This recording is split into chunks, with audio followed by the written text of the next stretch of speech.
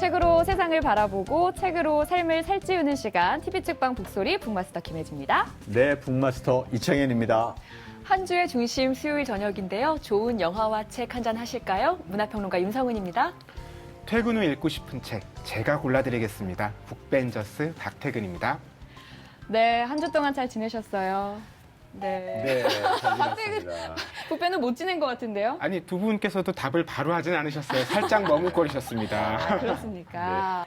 벌써 4월이 열흘이 지났는데 저는 이 봄이 완연해 있음에도 하루하루가 참 힘겹습니다. 왜요? 뭐 4월이라고 해서 특별히 더 힘든 일이 있는 건가요? 아니 3월에도 그렇고 5월에도 그렇고 휴일이 하루씩 더 있잖아요. 3.1절 그리고 어린이날. 근데 4월 달력 보셨나요? 깜깜합니다 아주. 그래서 제가 참 하루하루가 힘겹네요. 좀 쉬어가는 날이 있으면 좋은데 말이죠. 그래서 힘든가 봐요 지금 4월이. 네, 저도 겨울에는 조금 뭐 행사나 여러 가지 일들이 별로 없었다가 지금 이제 봄이 되면서 뭐 각종 이제 일정들이 그렇죠. 본격적으로 좀 시작이 되면서 많이 바빠져가지고 4월에는 어떤 행사가 있죠? 특히 이제 내일 모레 있는 들꽃영화상이 있는데요. 대한민국 최고의 독립영화인들을 위한 시상식입니다. 최고이자 유일한. 네, 그래서 지금 한 달여 동안 이제 준비를 하고 있습니다. 그렇군요. 네. 박태근 북배는 어때요, 4월? 저는 뭐 4월이든 3월이든 매월 네. 이런 이슈나 기념일에 맞춰서 또 관련된 책을 독자분들에게 전해드려야 되잖아요. 그렇죠. 그리고 무엇보다 4월은요. 출판계에서는 과학의 달로 잘 알려져 있습니다. 그래서 4월 한 달 동안에는요. 그간 주목받지 못했던 과학책들이 서점에서도 주인공으로 올라서서 많은 독자들을 만나는 달이기도 합니다. 네. 그렇군요. 다들 4월을 정말 열심히 보내고 계시네요. 저만 앓는 소리 한 게 아닌가.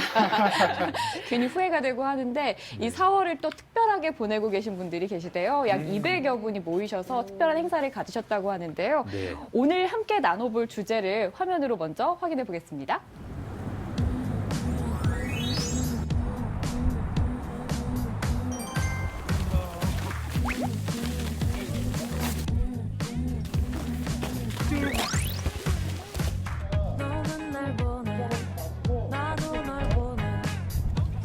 네, 참가자분들. 나무 심기요. 이렇게 가족들이랑 와서 또 환경을 한번 다시 생각해 보기도 하고 나무도 같이 심고 해서 뜻깊은 날이 될 것 같습니다. 이 행사를 지내기 전에 나무 심을 때 저희가 오늘은 특별히 준비한 해줍니다. 물을 주셔야 돼요. 온도의 추이를 봤을 때 서울의 경우에는 지금 약 3도 정도가 80년 동안 계속해서 높아지고 있는 추세인데 그 3도가 높아짐에 따라서 식물균도 점점 더 옮겨서 온난화를 예방하기 위한 활동들을 더 많이 지속을 해야 된다는 의미를 가지고 있고요.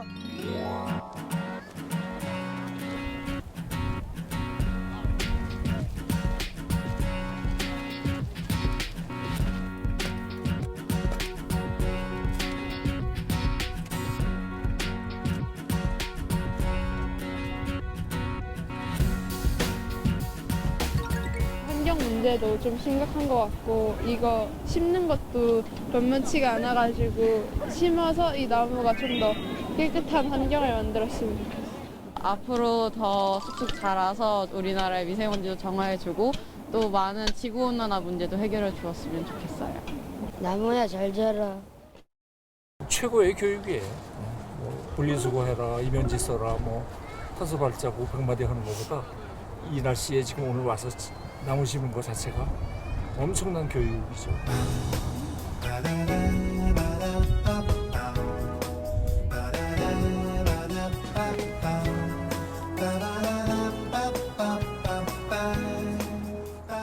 서울 초록의 물들가.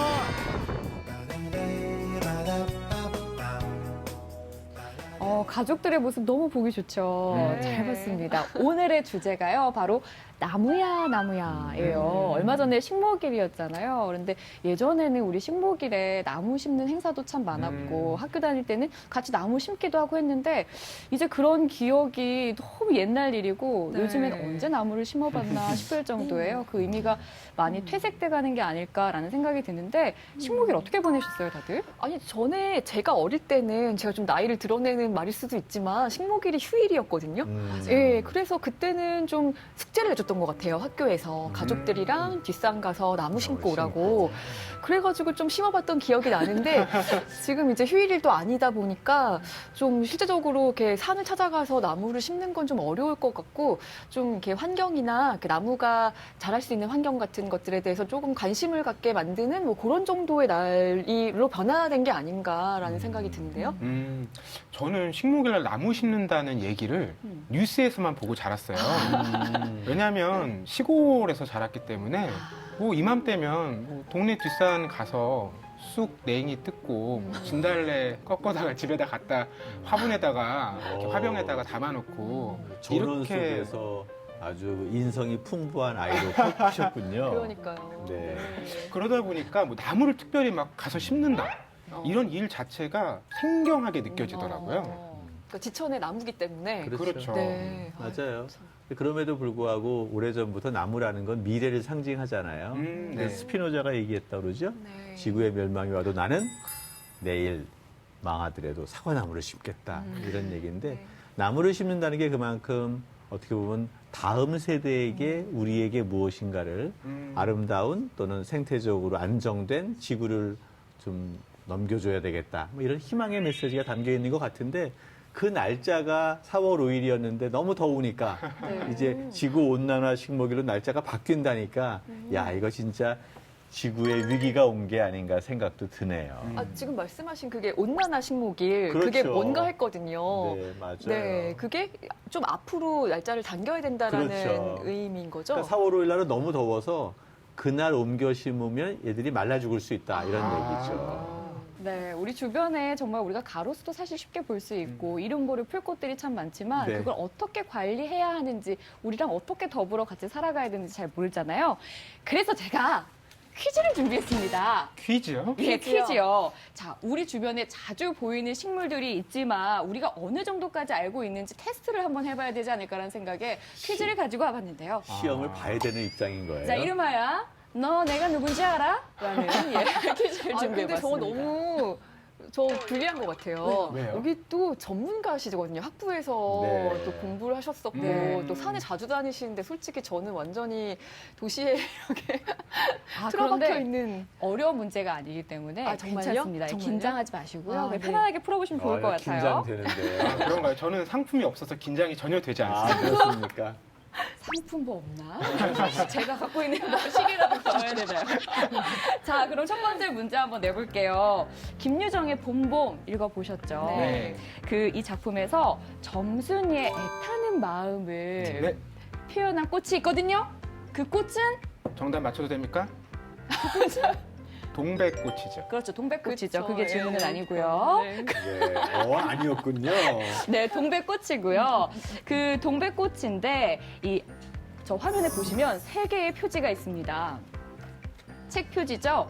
네. 이 세 표지 중에서 김유정이 말한 동백꽃을 제대로 그려놓은 표지는 과연 몇 번일까요? 왼쪽부터 1, 2, 3. 써있네, 제가 정답을 동백꽃이라고. 맞춰도 됩니까? 네. 정답은 아, 가운데- 잠시만요. 우리 정답 맞히실 거 아니니까 다른 분들 아니, 들어보죠. 가운데는 산수유 나무죠. 산수유 꽃이죠. 동백이 노란색. 아니죠. 제가 이제 노란색. 설명을 드릴까요? 아니요. 기다리세요.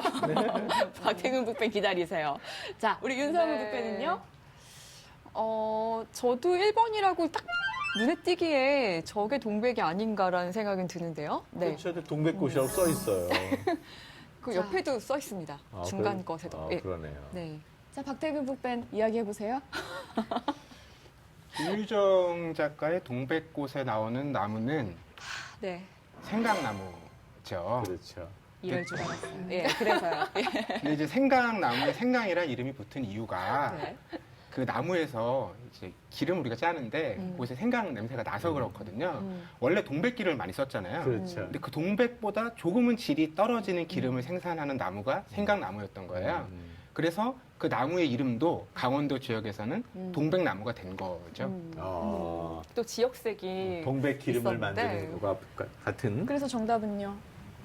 그 가운데 아닙니까? 맞습니다. 김유정의 고향 강원도에서는 생강나무를 동백나무 말씀해 주신 그렇죠. 것처럼 또는 동박나무라고 맞아요. 표현합니다. 동박나무. 그렇기 때문에 이 작품 속의 노란 동백꽃은 붉은 동백꽃, 일본의 동백꽃이 아니라 생강나무 꽃이었던 거죠. 작품에 이런 표현이 나오거든요. 그 바람에 나의 몸뚱이도 겹쳐서 쓰러지며 한창 피어 퍼들어진 노란 동백꽃 속으로 폭 파묻혀 버렸다. 알싸한 그리고 향긋한 그 냄새에 나는 땅이 꺼지는 듯이 온 정신이 그만 아찔하였다. 이 표현이 나오잖아요. 맞아요. 네. 이게 어떤 꽃인지 정확하게 알고 또 본다면 다르게 또 우리가 받아들일 수 그렇죠. 있지 않을까, 느낌이 달라지지 않을까 생각을 하게 됩니다. 자, 그러면 마지막 문제인데요. 이거는 우리 박태근 북변이 정말 제발 못 맞히길 바라면서 한번 내보도록 하겠습니다.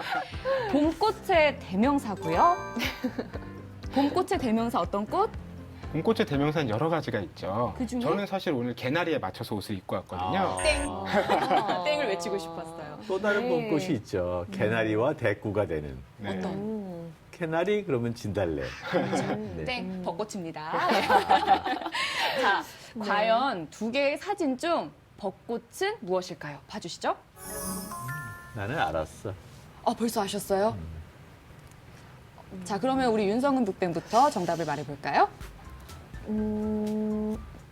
2번 아닌가요? 2번. 자, 2번. 바꿀 기회 드릴게요. 2번. 농담이고요. 자, 박태근 북배는요? 저는 정답이 맞든 틀리든 네. 윤성은 북弁과 함께 하겠습니다. 그래요? 2번으로 하겠습니다. 2번. 우리 이창규 북마스터님께서는 이 대목에서 다 함께 가면 이게 또 폭망할 수도 있으니까 나는 두 분이 2번으로 했으니까 저는 그냥 독립 노선으로 1번을 선택하겠습니다. 1번을 선택하셨군요. 네. 축하합니다. 1번이 맞군요. 1번이 네. 맞았어요. 네. 이 벚꽃은요, 가지에서 꽃이 나는 게 아니라 가지 끝에 꽃자루가 나와서 그 꽃자루에서 꽃이 피고요. 이제 2번은 어떤 꽃인지 아세요? 압니다. 예. 저게 매화 같은데요. 빙고 맞습니다. 네. 매화예요. 이 매화는 가지 끝에 그냥 꽃이 피어나죠. 그래서 그 차이가 있구나. 예, 바람이 불어도 크게 흔들리지 않는 꽃 매화입니다. 이제 우리 시청자분들도 이 두 꽃의 차이점을 명확하게 아시고 지나다가 저것은 벚꽃, 저것은 매화다 하실 수 있지 않을까라는 생각을 그런데 해봐요. 피는 시기가 좀 달라요. 매화가 좀 빨리 피고요. 네. 그 다음에 그다음에 벚꽃이 피기 때문에 그게 같은 시기에 보기는 어렵습니다. 아니 뭐 강원도 갔다가 전라남도 갔다가 이렇게 그렇지. 하면 또 맞아요. 비슷한 시기에 볼 수 있지 않을까? 맞습니다. 네, 생각을 해봅니다. 자, 이렇게 문제를 풀어봤고요. 또 빈자리가 보입니다. 네, 오늘의 시민 북벤저스는 식목일이 있는 4월에 어울리시는 분이에요. 식물에 대해서 관심을 갖고 있고 식물이 어떻게 아플 때 식물을 치유해주는 그런 역할을 하시는데 오늘 식물들의 이야기 들려주실 분이 나오시겠습니다. 네, 오늘의 시민 북벤저스로 이 나무들의 대변인이자 또 나무들의 의사로 활동하시는 분을 모셨어요. 누가? 바로 제가 직접 섭외해 왔습니다, 여러분. 네. 화면으로 먼저 시민 북벤저스 소개해 드릴게요.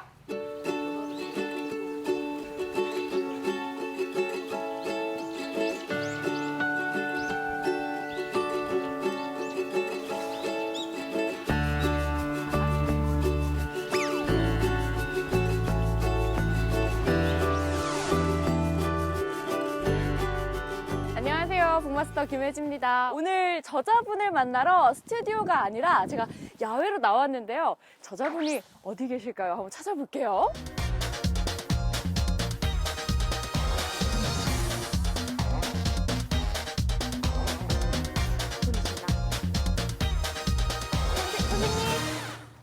안녕하세요. 우종현 선생님. 네, 맞습니다.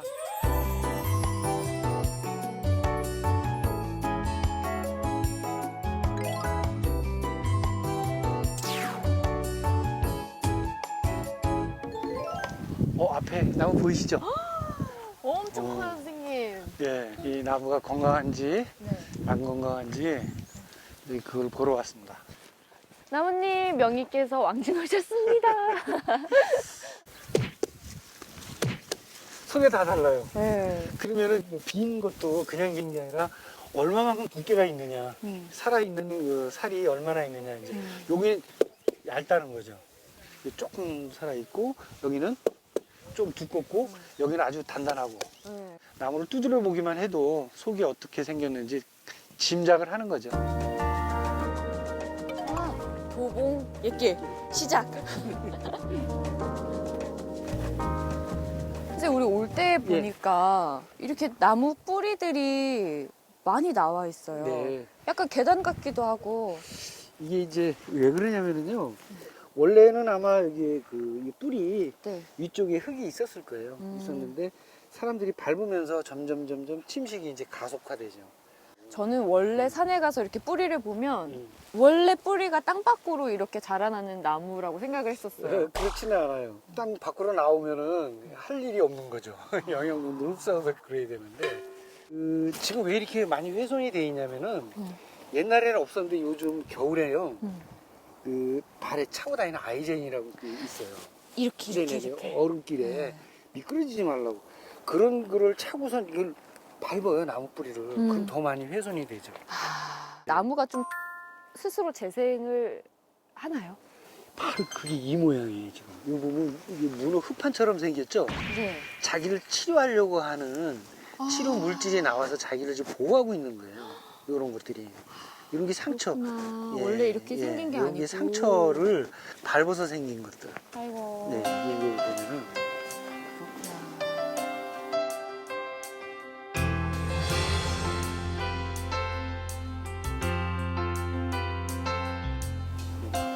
선생님, 저 나무, 저 친구 아픈 것 같아요. 저 친구도 치료해 주세요.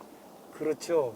여기 보면은 곳곳에 네. 쓰러진 나무도 있고 위에가 뚝 부러졌고 죽은 나무가 많은데 이 숲속에서 자연스럽게 사는 나무들은 저희가 치료하지 않습니다. 안 하세요? 예. 왜 안 하냐면 자연이잖아요. 자연은 스스로 태어나서 살고 이제 병이 들고 죽고 하는 과정이잖아요. 이게 하나의 순환하는 공간이라는 거죠, 생명이. 그렇군요. 그게 좀 달라요. 저는 다 치료해 주시는 줄 알았어요, 선생님이. 아니시군요.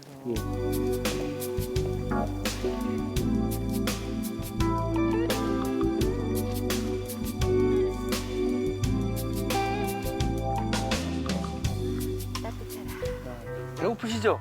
네, 저 진짜 이제 너무 이제 배고파서. 식사하러. 드세요. 선생님 먼저 드세요.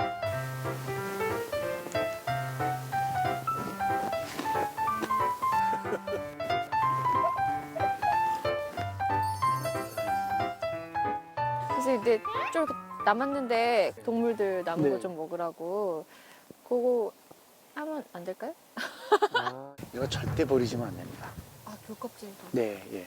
왜 그러냐면 산에 야생 들짐승들이 있어요. 네. 고양이가 많아요. 고양이가 많은데 이 고양이가 뭘 먹고 사냐면 사람들이 주는 음식을 먹고 살거든요. 이게 고양이 밥을 주는 거는 고양이가 불쌍해서 주는 건 좋은데 고양이가 너무 개체수가 늘어나면 다람쥐를 잡아먹고 다람쥐를 잡아먹은 도토리가 싹을 못 틔우고 이렇게 연결이 되어 있는 게 문제인 거예요. 그러면 또 산이 그렇죠. 산이 자라나지 황폐해지죠. 못하고. 예.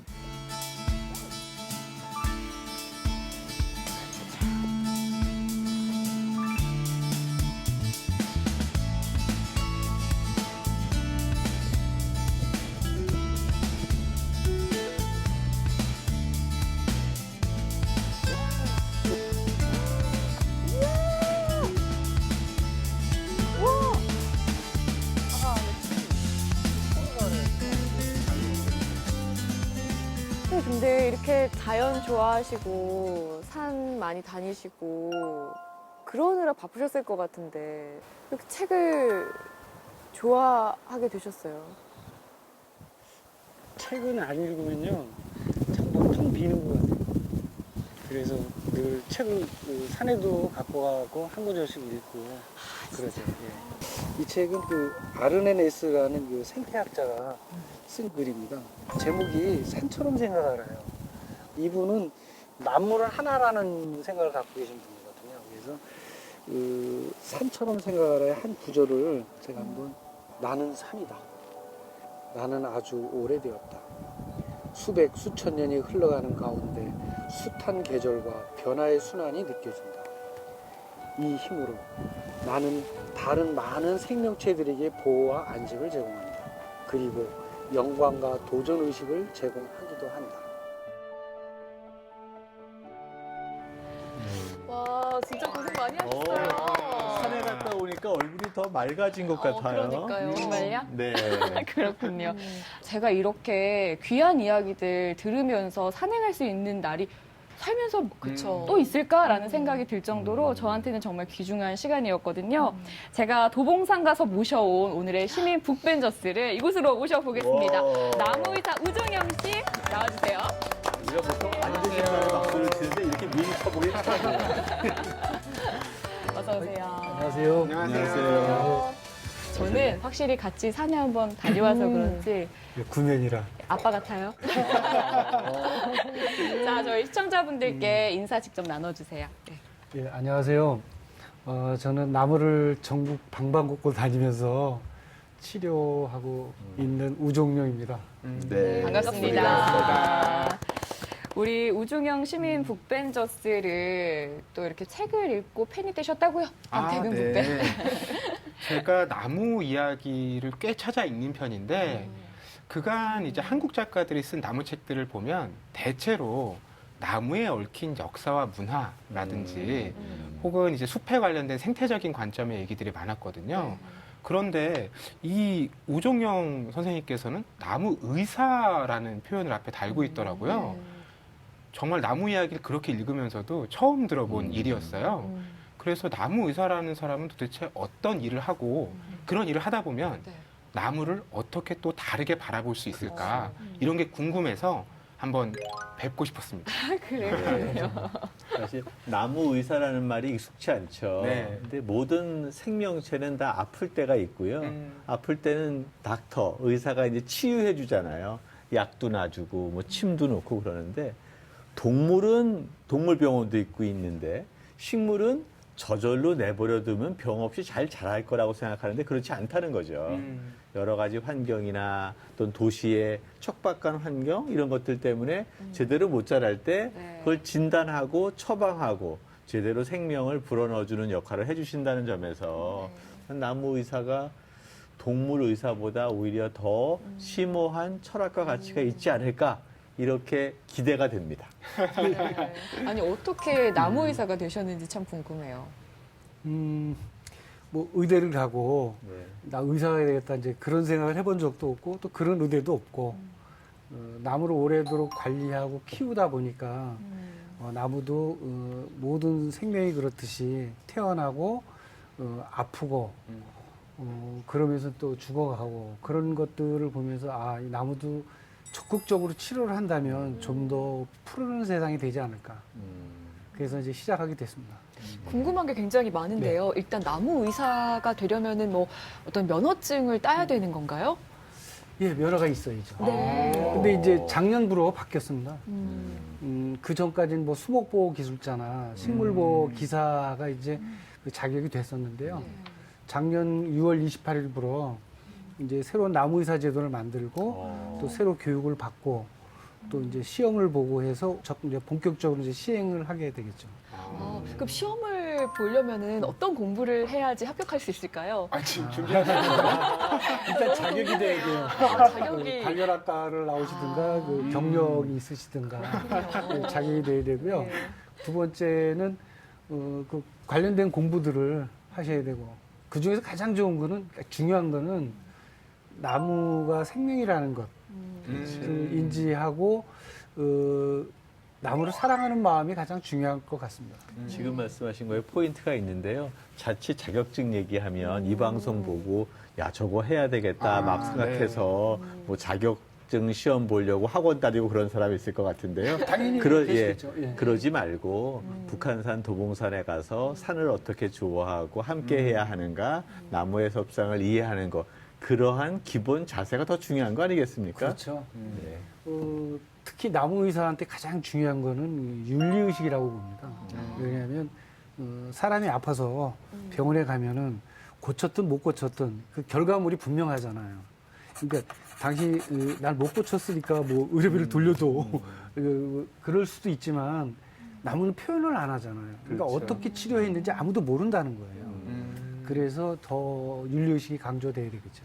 저희가 나무 의사라는 이제 일 자체도 생소하지만 나무가 아프다 이런 것들도 일상적으로 자주 마주하는 장면은 아니잖아요. 그렇죠. 선생님께서는 딱 지나가다가 보면 아, 이 나무 안색이 안 좋다. 어디가 아픈 것 같다. 이런 그럴 수 것들을 있지. 간파할 수 있는 여러 가지 좀 요소나 특징들이 있을까요? 당연하죠.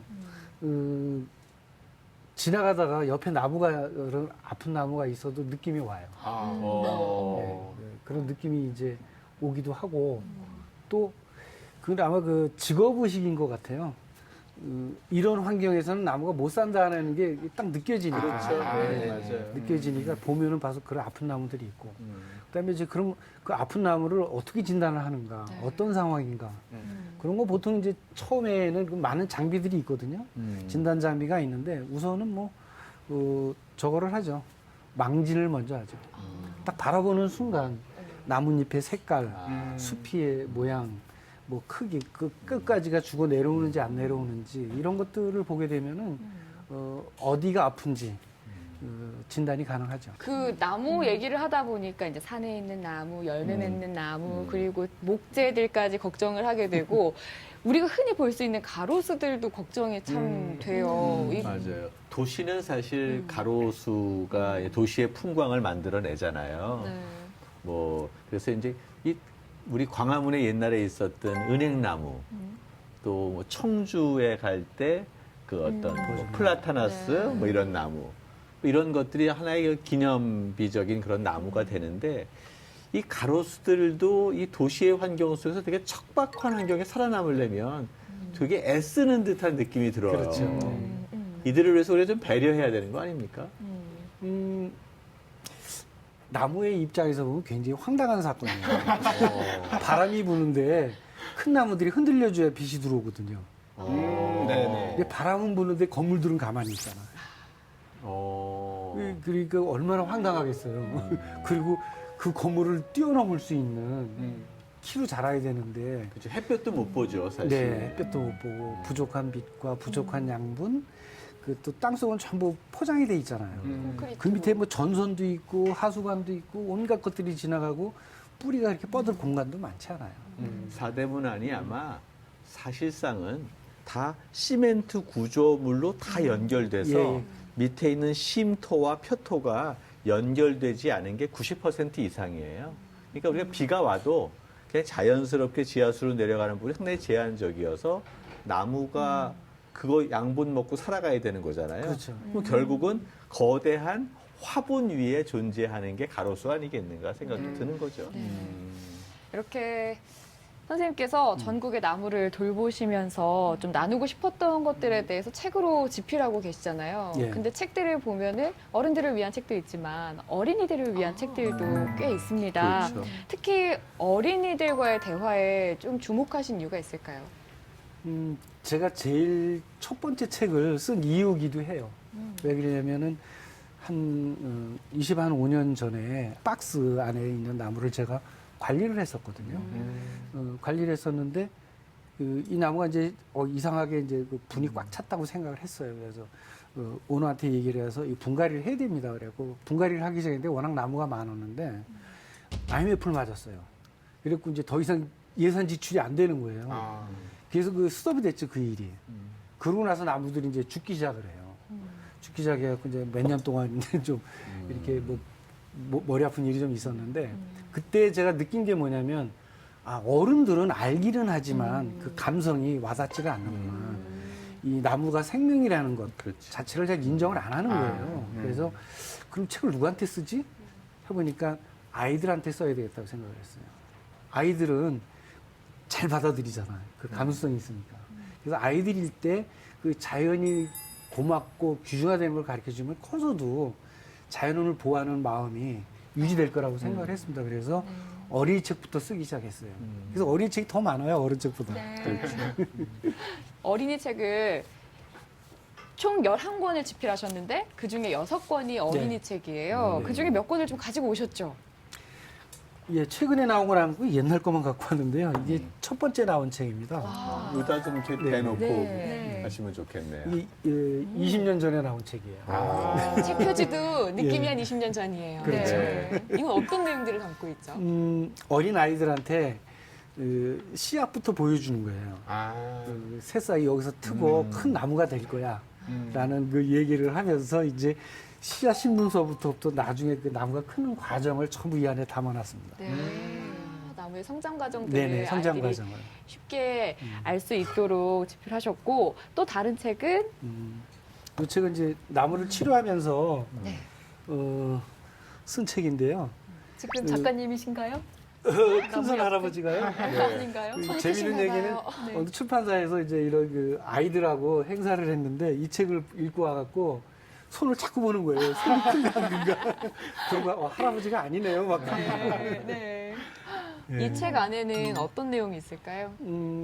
12가지의 나무 치료 이야기가 있어요. 그러니까 이게 나무마다 사연이 있을 거 아니에요. 네. 그런 사연마다 이 나무가 어떻게 이제 치료가 되는지 그런 얘기들이 있습니다. 네. 아픈 나무들을 네. 또 아이들에게 그렇죠. 소개해주고 아픈 나무를 또 아이들이 나중에 어떻게 보살펴야 되는지도 네. 좀 깨달을 수 있는 책이 그렇죠. 아닐까라는 생각이 들어요.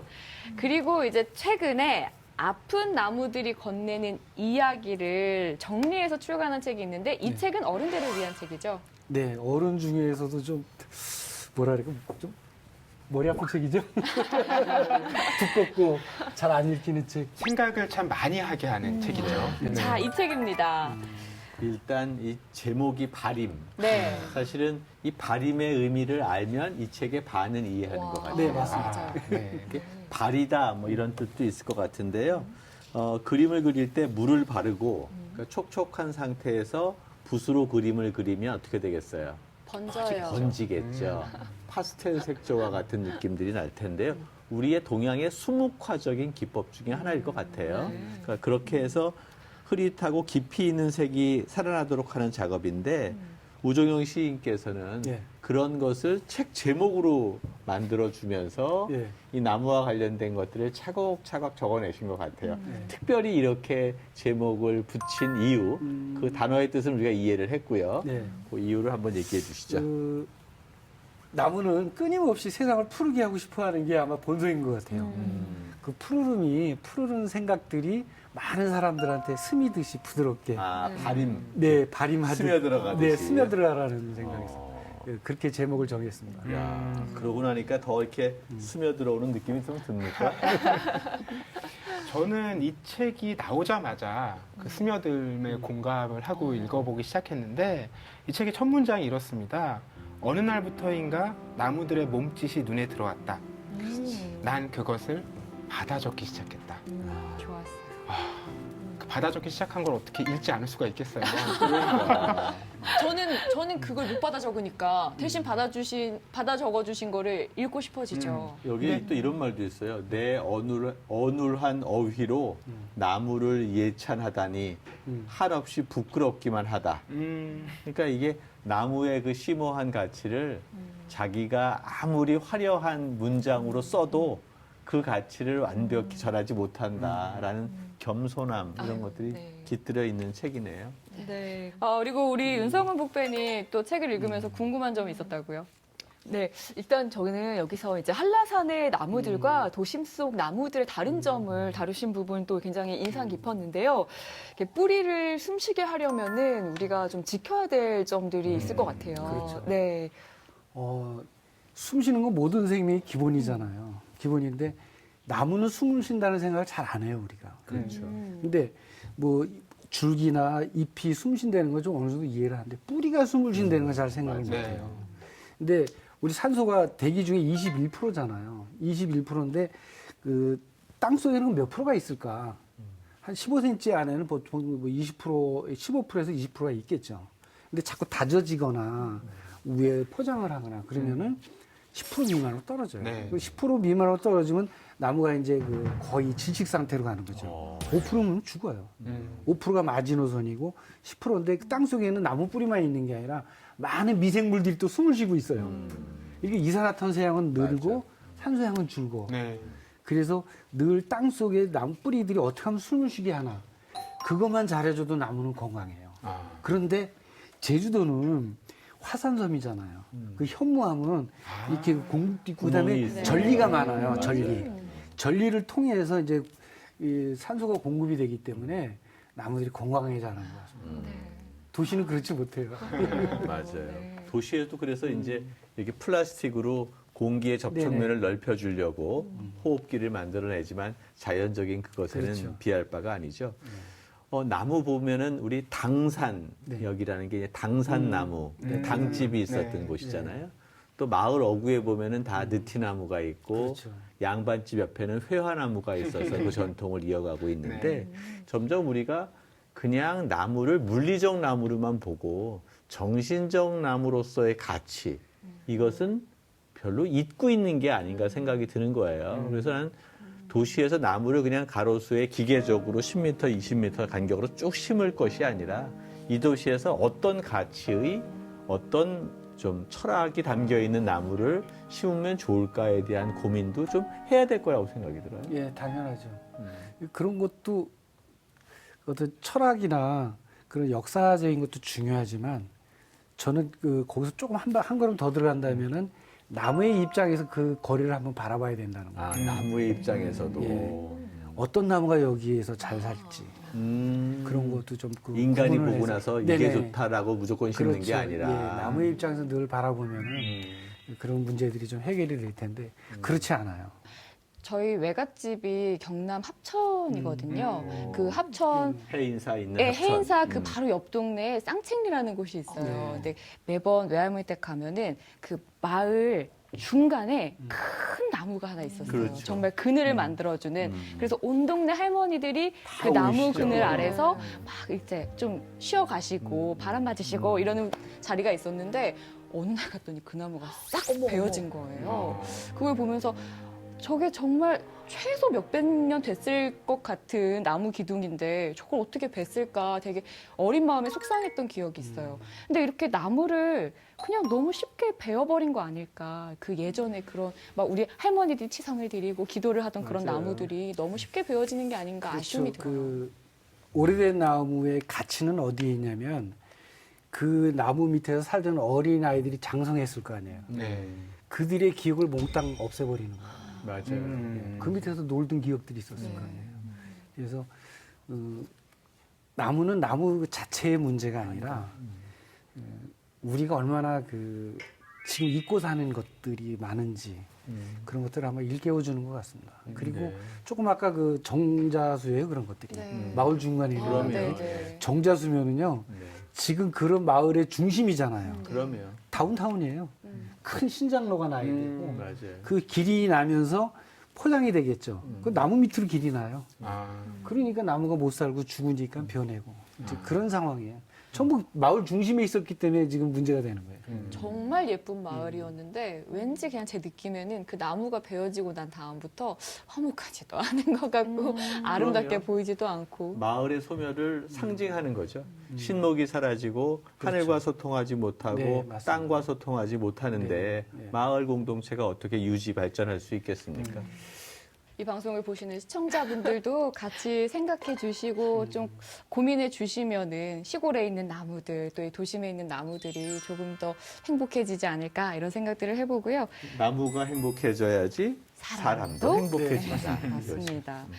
진짜 오랜 시간 나무들의 그 이야기에 귀를 기울이셨기 때문에 이 나오는 이야기들이 하나하나 참 주옥 같은데요. 마지막으로 우리 우중 선생님께서 이 발임 책 중에서 우리 시청자분들께 꼭 읽어주고 싶은 부분이 있을까요? 다 읽고 싶은데 어떡하죠? 시간 관계상. 시간이 안 되죠. 제가 그러면 네. 나무도 생명이라는 것을 잊지 말아달라는 것이다. 나무가 생명인 것은 당연하다. 그러나 아이러니하게도 나무를 생명체로 대하는 사람은 많지 않다. 미세먼지가 공습경보도 없이 하늘을 뒤덮을 때 나무는 공기를 정화시키는 천연 필터 역할을 한다. 그러나 나무를 대하는 태도를 보면 집안의 공기청정기보다 못하다.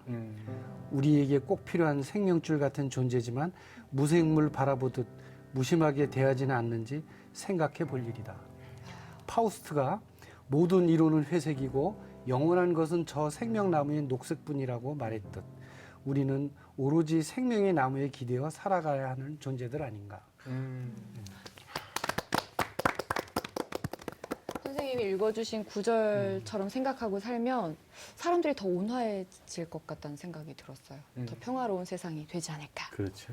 생각이 들어요. 자, 나무의 목소리를 대신하는 책, 아픈 나무들이 알려준 지혜를 전하는 책, 바림이었습니다. 그러면 오늘의 주제, 나무야, 나무야. 너무 귀엽지 않아요? 주제가 너무 귀여웠죠. 그 나무의 목소리를 전달하는 북밴들의 추천책 살펴보도록 하겠습니다. 자, 먼저 윤성은 북밴의 추천책 살펴볼까요? 네, 제가 오늘 골라온 책은요. 그 희귀식물에 대한 관심을 넘어서서 집착과 욕망으로 변해버린 난초 수집가들에 대한 이야기를 다룬 수잔 올린의 난초도둑이라는 책입니다. 아, 네. 난초도둑. 네. 이게 제목을 보면 소설 같고요. 또 윤성은 네. 북밴의 설명을 들으면 뭔가를 기록한 그냥 기록책 같기도 하고요. 어떤 거죠? 네, 이 책을 이제 수잔 올린이 처음 집필하게 된 계기가 어떤 그 뉴스를 본 거예요. 뭐냐면 존 라로시라는 사람이 3명의 인디언과 함께 어떤 그 보호구역에 야생 동물 식물 보호구역에 들어가서 그 희귀한 난초를 채집하다가 이제 걸려서 네, 재판을 받게 된 그런 걸 보고 너무 재밌겠다 싶어서 이제 그쪽으로 가서 지역에서 그 사람도 만나고 이렇게 아주 치밀하게 그 난초의 그 역사와 또 동서양을 막론한 그런 난초 수집가들의 이야기를 또 다 공부해서 그렇게 쓴 책이 바로 이 난초도둑이라는 책입니다. 근데 윤성은 북밴께 우리가 책 이야기만 듣긴 좀 아쉽잖아요. 그럼요. 이 난초도둑은 영화로도 만들어졌었죠. 그렇죠. 저도 봤던 기억이 나는데 책하고는 상당히 다른 내용이지만 배우가 남자 주인공은 니콜라스 케이지, 여자 주인공은 메릴 스트립이었습니다. 아주 흥미로운 이야기들이 펼쳐지는 작품이었는데 네. 기억 좀 되살려주세요. 네, 저도 이 영화를 이제 2002년 작품이고 아마 한국에는 2003년에 개봉한 네. 걸로 알고 있는데요. 그 비평가들이 좋아할 만한 작품인 게 왜냐하면 이 난초도둑 그 아까 말씀드린 수잔 올린이 그 존 라로시를 만나서 겪게 되는 사건들을 좀 이제 덧붙여서 약간 극적으로 구성해서 다루고 있음과 동시에 사실은 그것을 그 이야기를 쓰고 있는 시나리오 작가가 이 영화의 또 주인공이에요. 니콜라스 케이지가 맡은. 그래서 이 책을 읽고서 본인이 할리우드 영화로 각색하는 과정을 또 다루고 있거든요. 그래서 뭐 그 책의 이야기와 또 영화적인 상상력과 뭐 그 로맨스까지 사실 이 책에는 없는 네, 그 메릴 스트립이 그러니까 수잔 올린으로 나오고 그리고 그 존 라로시랑 이제 약간 그 사랑하게 되는 약간 그런 로맨스도 그 영화에서는 다루고 있거든요. 그 극 중의 극이죠. 네, 네. 그런 영화에서는. 윤성은 네. 북밴이 설명하면 항상 로맨스가 나와요. 기승전 로맨스 않아요? 아니, 그게 아니라 로맨스의 의미를 읽어내는 거고요. 그게 또 묘미가 아닌가 생각이 듭니다. 아니 근데 그 영화 이야기도 그렇고 이 책도 보니까 그 난초에 대한 관심 또 난초가 잘 살아낼 수 있는 환경에 대한 관심이 아니라 경제적인 가치, 희귀함에 대한 관심 이런 것들로 사람의 욕망 때문에 또 사라져간 꽃들도 그럼요. 있을까요? 그 똑같은 난초인데요. 우리나라의 춘난이라고 막 널려 있었어요. 남쪽에는. 그게 지금 뭐 굉장히 귀해졌는데 그 난이 두 종류가 있습니다. 그 꽃대를 보면은 일경구화라 그래가지고 꽃대가 하나 올라와서 여러 개 꽃이 피는 게 있고 딱 하나 피는 거. 네네. 이제 우리나라 춘난이 일경일화예요. 세계적으로 굉장히 유명하답니다. 그런 게 외국에는 없어요. 없다는 거예요. 또 지생난이잖아요. 땅에서 사는 거. 그러니까 그런 걸 딱 해갖고 어떻게 뭐 해외로 팔아먹었는지 어떻게 했는지 지금은 거의 다 없어졌어요. 옛날에 아주 잡초처럼 흔했거든요. 그래서 이 난초라는 것은 귀한 건가 봐요. 그러니까 자꾸 없어지죠. 보석처럼. 자, 나무의 목소리를 대신하는 책, 난초라는 식물에 투영된 인간의 욕망을 그린 책, 난초도둑이었습니다. 자, 마지막 차례입니다. 우리 박태근 북배는 어떤 책을 가지고 왔나요? 나무의 노래. 네, 아까 우종현 선생님께서 나무의 이야기를 받아 적었다고 하셨잖아요. 그 나무의 목소리를 담은 비슷한 책입니다. 들리나요? 안 들리세요? 들려드릴게요. 예. 네, 나무의 노래라는 책입니다. 자, 나무의 노래. 네, 이 책은요, 총 12개의 나무 이야기로 이루어져 있습니다. 그래서 앞부분의 몇 가지 나무는 우리가 흔히 만날 수 없는 아주 깊은 자연 속에 있는 나무들. 그 다음에는요, 지금은 사라졌거나 혹은 우리가 만날 수 없는 나무들. 그리고 마지막에는 우리 일상이나 도심에서 쉽게 마주할 수 있는 나무들. 이런 나무들의 이야기를 통해서요, 나무와 인간, 또 우리가 흔히 얘기하는 자연과 문명, 이런 것들이 동떨어진 게 아니라 굉장히 밀접하게 연결돼 있다. 하나의 연결망이다. 이런 것들을 강조해서 들려주는 책인데 굉장히 흥미로운 게요. 나무 하나하나가요. 구체적인 위치를 갖고 있습니다. 그래서 그 나무 얘기를 시작할 때요. 네. 나무의 위치를 알려주는 위도와 경도를 적어주고 있어요. 글자를. 그런데 막상 사진은 하나도 없습니다. 그래서 구글 맵에 그 위도와 경도를 쳐보게 되는 그럼 그 나와요? 나무가 어디쯤 있을까 찾아보게 되는 거죠. 나올까? 찾아보시죠. 네, 책을 읽고 찾아보도록 하겠습니다. 혹시 한국 쪽에 있는 나무도 소개되어 있나요? 아니요, 한국의 나무는 없습니다. 없겠죠. 아쉽게도요. 안타깝습니다. 아니 뭐 우리와 밀접하게 가까이 있는 나무들, 뭐 산속에 있는 나무들 이렇게 해서 12가지 나무를 선정했다고는 하는데 네. 나무가 선생님 엄청 많은 수종이 있는데 그걸 12개를 딱 선정하려면 어떤 기준이 있었어야 될 거 아닐까요?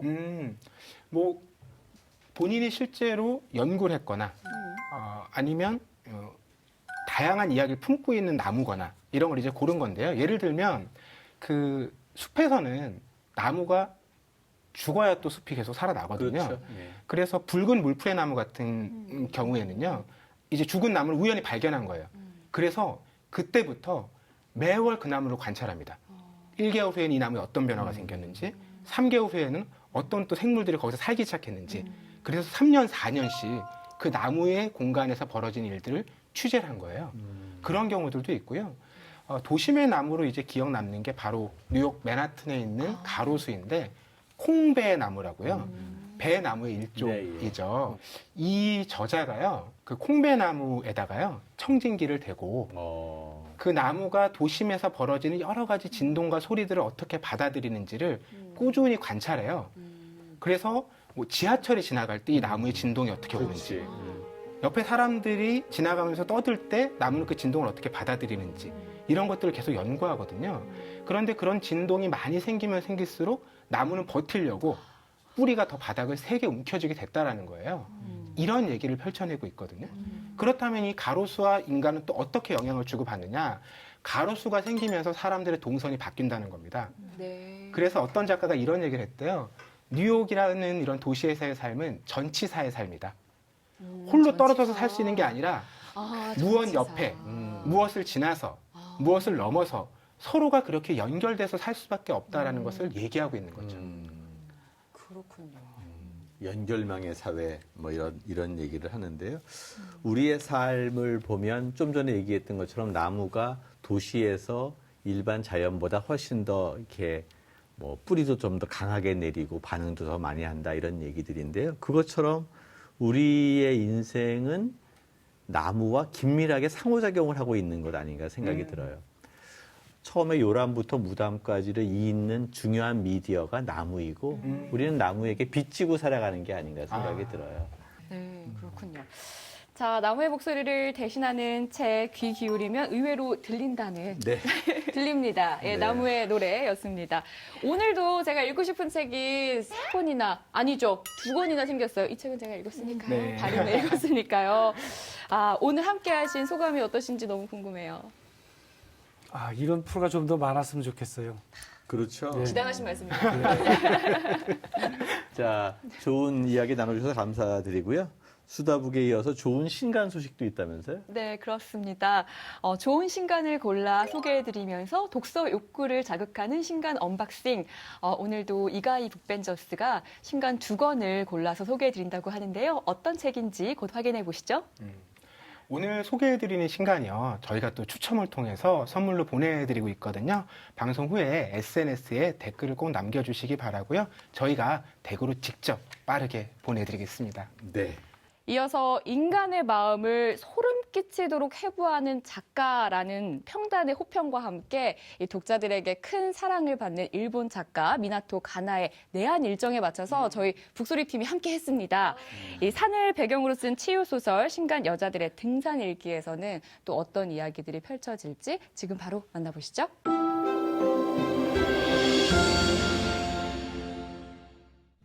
안녕하세요. 미나토カナエです。デビュー作の告白からたくさんの応援をいただいてありがとうございます。直接お礼を言える日が来ました。ありがとうございます。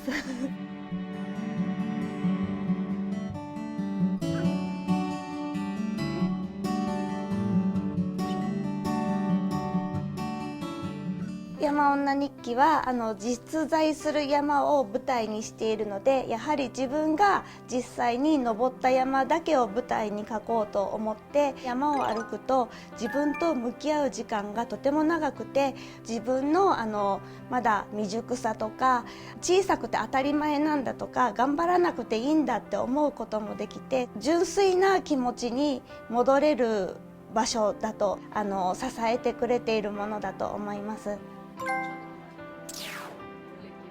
絶対行きます。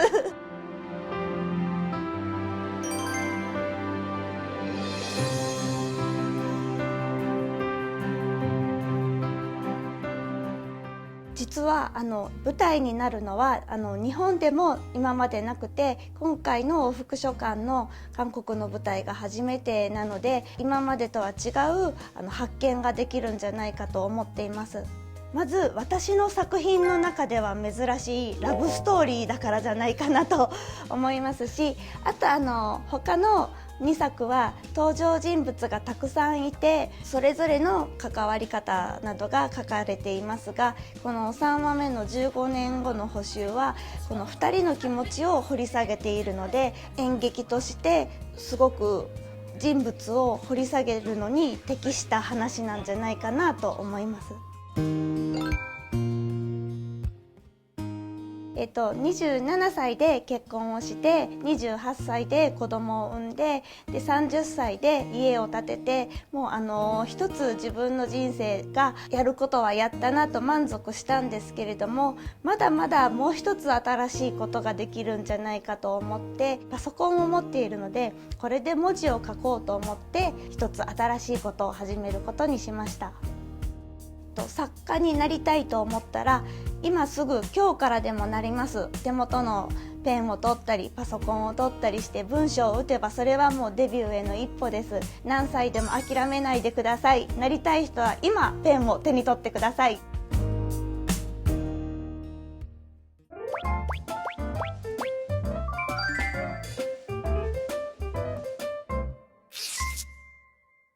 안녕하세요. 따끈따끈한 신간을 가장 먼저 뜯어드리는 북벤저스 이가희입니다. 오늘은요, 지난 시간에 소개했던 신간 언박싱 중에 빠르게 지나갔던 그 책들을 소개해보는 시간을 가지려고 합니다. 자, 그럼 책을 한번 살펴볼까요? 첫 번째 책은요, 딱 봐도 여기 일러스트가 눈에 띄는데 저는 좀 이해가 안 갔어요. 이렇게 예쁜 일러스트를 그려놓고 왜 여기를 띠지로 가렸을까? 띠지를 한번 열어볼까요? 이렇게 띠지를 딱 벗기니까 굉장히 예쁜 소년소녀들로 보이는 그림이 나오는데요. 앞에 있는 소녀가 빨간 색깔 깃발을 휘두르면서 나아가고 있고요. 이게 빨강, 파랑, 하양을 보니까 무슨 프랑스 혁명각이 연상되기도 하고요. 과연 이 소년소녀들은 어디론가 혁명을 하러 가는 것일까요? 잠시 후에 살펴보도록 하겠습니다. 네, 두 번째 책은요, 인어가 잠든 집입니다. 여기 이렇게 크게 타이틀만큼이나 크게 나와 있는 히가시노 게이고의 작품입니다. 나미와 자파점의 기적, 그리고 용의자 X의 헌신으로 유명한, 한국에서도 사랑받고 있는 작가인데요. 보통 이 작가의 책이 미스터리 스릴러다 보니까 굉장히 표지가 강렬하거든요. 근데 이번 책은 분홍 색깔 여성하기도 하고, 또 사랑 이야기인가? 스럽게 좀 몽환스러운 그런 분위기가 보이고 있어요. 그리고 또 히가시노 게이고 팬들은 책들을 모아두는데, 이 히가시노 게이고 소설들 사이즈가 다 비슷해요. 이만하거든요. 그래서 이 책들을 집에 이렇게 나란히 꽂아두면 또 굉장히 멋있는 컬렉션이 되겠죠? 그래서 이렇게 만든 출판사의 의도가 느껴지는 책입니다. 첫 번째 번째 책은 90년생이 온다인데요. 아까 여기 이렇게 소년소녀들이 마치 혁명을 하고 있는 것 같다고 했잖아요. 그럼 과연 90년대생들은 지금 무언가 혁명을 일으키고 있는 걸까요? 90년생이 온다의 첫 번째 박스테이프는 공딩족입니다. 여러분, 공딩족이라는 말을 들어보셨나요? 바로 고등학교 때부터 공무원을 준비하는 학생들을 얘기한다고 해요. 왜 벌써 고등학생 때부터 안정적인 직업을 꿈꾸고 공무원을 준비하게 됐을까요? 사실은요, 이 선배들인 7, 80년대가 느끼기에 이 90년대 신입사원이 굉장히 충격적이었다고 합니다. 90년대생들이랑 같이 어울리고 회사 생활을 하기 위해서는 그들을 이해해야 한다. 그런 취지로 쓰여졌고요. 공딩족을 통해서 이들 세대의 특징을 알아볼 수 있습니다. 두 번째 박스테이프는 워라벨입니다. 일과 삶의 균형이라는 뜻의 워크 앤 라이프 밸런스라는 뜻인데요. 이전 세대들은 야근을 해서라도 성과를 내고 인정받고 싶어 했는데 이들은 삶과 일의 균형을 더 중시합니다. 그만큼 세상을 바라보는 시선이 달라졌다는 거겠죠. 노르패스, 땅콩갑질로 유명한 일부 기업의 간부들. 이 책 제가 꼭 강추합니다. 이번 타이틀은 인어가 잠든 집입니다. 인어가 잠든 집의 심쿵 포인트 박스테이프는요, 역시 히가시노 게이고와 인어가 잠든 집입니다. 히가시노 게이고는 미스테리 소설을 주로 쓰는데요. 그 내용이 인간의 본성과 내면에 많이 초점을 맞추고 있어요. 그래서 왕따나 죽음, 소외된 사람들에 대한 이야기가 많은데요. 이번 책도 역시 사람의 본성에 관한 이야기를 다루고 있습니다. 다소 무거운 주제에 분량도 두껍지만 히가시노 게이고의 문체로 굉장히 빨리 후루룩 읽을 수 있는 책인데요. 이 소설은 일본에서는 벌써 영화화가 됐는데요. 히가시노 게이고가 배우들의 열연을 보고 굉장히 극찬을 했다고 합니다. 한국에서는 아직 개봉하지 않았지만 이 소설이 인기를 끌고 있는 만큼 곧 개봉하지 않을까요? 그런 의미에서 저는 이 책을 영화를 좋아하시는 분들께 추천하고 싶습니다. 원래 원작 소설을 먼저 읽고 영화를 보는 경우 영화가 훨씬 더 풍부하게 다가오는데요. 여러분도 영화로 먼저 만나시기 전에 히가시노 게이고의 매력 있는 문체에 흠뻑 빠져보시길 바랍니다. 그리고 영화에 아주 잘생긴 배우가 나온다니까요. 영화도 꼭 놓치지 마세요. 여러분, 오늘 소개해드린 신간은 어떠셨나요? 벌써 4월이고 꽃이 만개했는데요. 꽃구경 가실 때 이렇게 예쁜 봄 색깔의 신간들 들고 함께 가셔서 봄꽃 아래에서 책을 읽어보시면 굉장히 좋을 것 같습니다. 오늘 보신 책들도 보내드립니다. TV책방 북소리 SNS에 댓글로 신청해 주시면 저희가 총알 배송해드리는데요. 선착순으로 진행되고 있으니 방송을 보시는 즉시 바로 SNS로 달려가 주세요. 그리고 TV책방 북소리 구독, 좋아요, 댓글 많이 남겨주시고요. 저는 다음에 더 따끈따끈하고 재미있는 책들로 돌아오겠습니다. 다음 시간에 만나요. 안녕. 주중에 한가운데 수요일 저녁에 함께하는 TV책방 북소리, 고단함을 조금이나마 내려놓는 시간 되셨길 바랍니다. 저희 다음 주에는 더 좋은 책과 좋은 이야기로 오겠습니다. 자, 인사드려볼까요? 북으로 소란한 세상을 이롭게 하라. 다음 주에 만나요.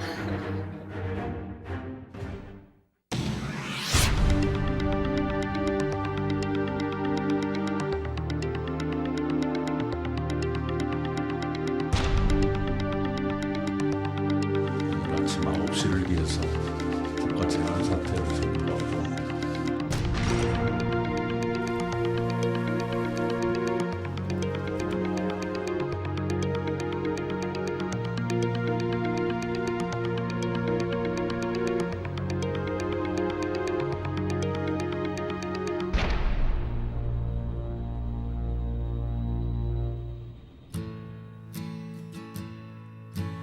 green plastic watering can for a fake Chinese rubber plant and a fake plastic girl.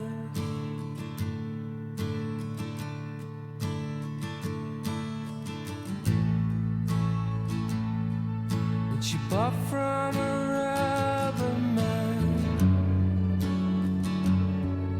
in a town full